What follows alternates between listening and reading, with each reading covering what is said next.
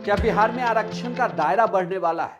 क्या जो आरक्षण की सीमा है उसे अब बढ़ा दिया जाएगा? नमस्कार, मैं हूं इंद्र मोहन। आप देख रहे हैं बिहार तक। बिहार में जब से जातीय जनगणना के सर्वे की रिपोर्ट आई है, यानी कि 2 अक्टूबर के बाद से लगातार इस बात की चर्चा होने लगी है, क्या उन राज्यों की तरह जहां पर आरक्षण का दायरा 50% से ज्यादा बढ़ाया गया है, अब इसी तरीके का एक फैसला बिहार में भी लिया जाएगा? क्या बिहार सरकार भी अपने यहां आरक्षण के दायरे को बढ़ाएगी और जिसकी जितनी हिस्सेदारी उसकी उतनी भागीदारी के फॉर्मूले पर भी काम करेगी?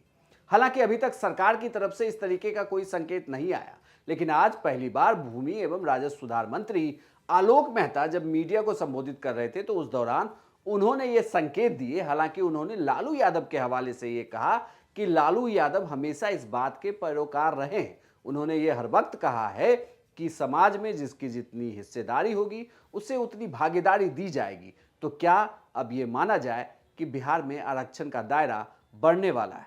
आलोक मेहता ने जो कुछ कहा वो पहले आपको सुनाते हैं। तो उसको किस तरह से लेती है? और बढ़ने घटने की बात है तो हम लोगों ने तो ईडब्ल्यूएस के लिए भी 10% को सपोर्ट किया था और तमिलनाडु में 50% से अधिक पहले से आरक्षण है। तो ये रास्ते तो खुले हुए हैं, लेकिन राष्ट्रीय स्तर पर इन चीजों को कैसे देखा जाए, इस बात के लिए आम आवाम का कॉन्सेंस होना बहुत जरूरी है।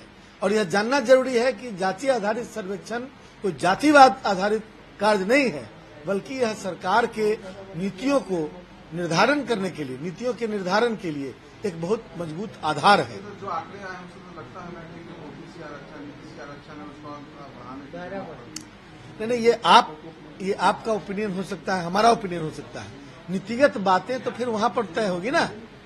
ये किसी का ओपिनियन हो सकता है और ऐसी चीजें हैं, इसी डेमोक्रेसी में प्रिवेल कर रही है, इसलिए ये हो सकता है। आलोक मेहता का ये बयान काफी मायने रखता है, वो भी उस वक्त जब बीजेपी और आरजेडी जेडीयू के बीच यह जातीय जनगणना पर जंग जारी है और इस जंग में खुद मुख्यमंत्री नीतीश कुमार, लालू यादव भी उतर गए।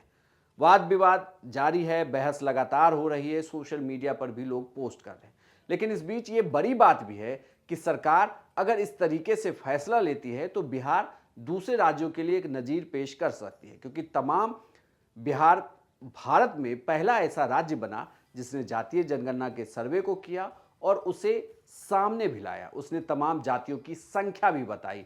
ऐसे में अब लगातार यह मांग जरूर उठने लगेगी कि जिसकी जितनी हिस्सेदारी है उसे उतनी भागीदारी दी भी जाए। लेकिन इस फॉर्मूले में थोड़ी सी सरकार के लिए भी दिक्कत होती है कि क्या वो इसकी शुरुआत कैबिनेट के स्ट्रक्चर से करेंगे, क्या बिहार में कैबिनेट बदलाएगा या फिर जो आरक्षण का दायरा है उसे बढ़ाया जाएगा। लेकिन बड़ा सवाल ये भी कि आरक्षण के दायरे में जो नियम है उसे कैसे देखा जाएगा और उसके रहते हुए जो दूसरे राज्यों ने उदाहरण पेश किए हैं उस तरीके से क्या बिहार में भी आरक्षण को लेकर कुछ कर सकता है। इन तमाम खबरों पर बिहार तक की नज़र लगातार बनी हुई है। बिहार की तमाम खबरों के लिए आप देखते रहिए सिर्फ बिहार तक।